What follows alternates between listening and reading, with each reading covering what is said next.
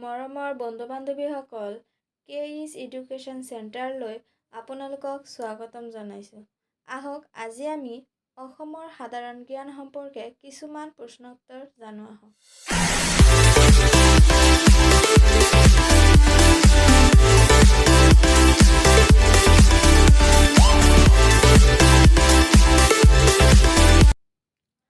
অনুগ্ৰহ কৰি ভিডিঅ'টো স্কিপ নকৰাকৈ শেষলৈকে চাব আৰু যদি ভিডিঅ'টো ভাল পায় তেন্তে চেনেলটো ছাবস্ক্ৰাইব কৰি বেল আইকনটো প্ৰেছ কৰিব। আজি আমাৰ প্ৰথম কুৱেশ্যন হ'ল লাচিত দিৱস কেতিয়া পালন কৰা হয়? 24 নৱেম্বৰ। কুৱেশ্যন 2 অসম দিৱস কেতিয়া পালন কৰা হয়? 2 ডিচেম্বৰ। কুৱেশ্যন 3 অসমৰ বাক্সা জিলাখন কোনকেইখন জিলাৰ অংশলৈ গঠন কৰা হয়? বৰপেটা, নলবাৰী আৰু কামৰূপ। কুৱেশ্যন 4 পোনপ্ৰথমে কোনে ৰামায়ণ অসমীয়ালৈ অনুবাদ কৰিছিল? মাধৱ কন্দলী। কুৱেশ্যন 5 অসমৰ প্ৰস্তাৱিত বন্যপ্ৰাণী অভয়াৰণ্য কেইখন আছে? 2খন। কুৱেশ্যন 6 ৰজনীকান্ত বৰদলৈৰ প্ৰথম উপন্যাসখনৰ নাম কি? মিৰি জীয়ৰী। কুৱেশ্যন 7 ভক্তি ৰত্নাৱলী কোনে ৰচনা কৰিছিল? শ্ৰী শ্ৰী মাধৱদেৱ। কুৱেশ্যন 8 শ্ৰীমন্ত শংকৰদেৱৰ সাহিত্যিক জীৱনৰ কীৰ্তিস্তম্ভ কি? কীৰ্তন ঘোষা।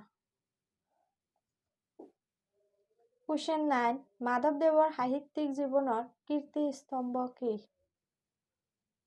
নামঘোষা। কুৱেশ্যন 10 অসমৰ সৈনিক স্কুল কোনখন ঠাইত অৱস্থিত?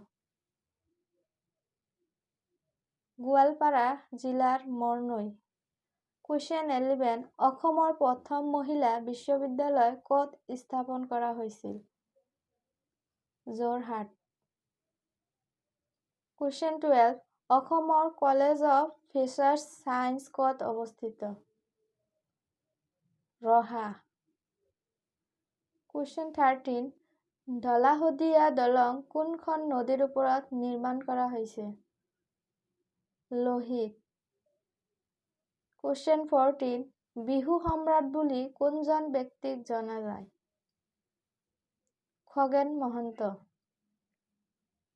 কুৱেশ্যন 15 অসমৰ কোনখন ঠাইক সত্ৰ নগৰী হিচাপে জনা যায়?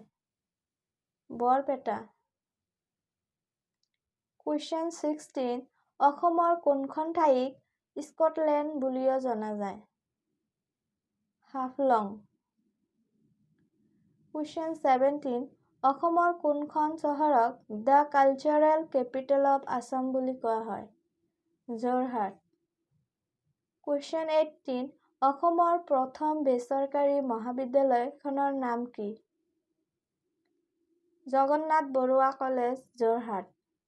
কুৱেশ্যন 19 কেতিয়া মাজুলী এখন জিলা হিচাপে স্বীকৃতি লাভ কৰে?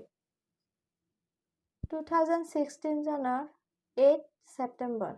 কুৱেশ্যন 20 অসমৰ কোনখন জিলাক প্ৰথম কাৰ্বনমুক্ত হিচাপে ঘোষণা কৰা হৈছে? মাজুলী। কুৱেশ্যন 21 ইউনেস্কোৰ দ্বাৰা কেতিয়া কাজিৰঙা ৰাষ্ট্ৰীয় উদ্যানক বিশ্ব ঐতিহ্য ক্ষেত্ৰ হিচাপে স্বীকৃতি দিয়া হৈছে? 1985 চনত। কুৱেশ্যন 22 কিমান চনত BTC গঠন হৈছিল? 2003 চনত। কুৱেশ্যন 23 নামবৰ অভয়াৰণ্য অসমৰ কোনখন জিলাত অৱস্থিত?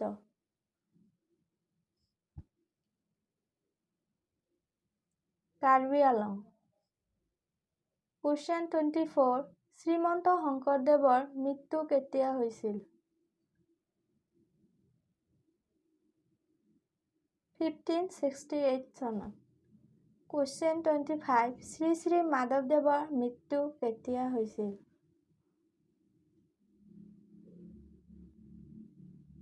1596 চনত।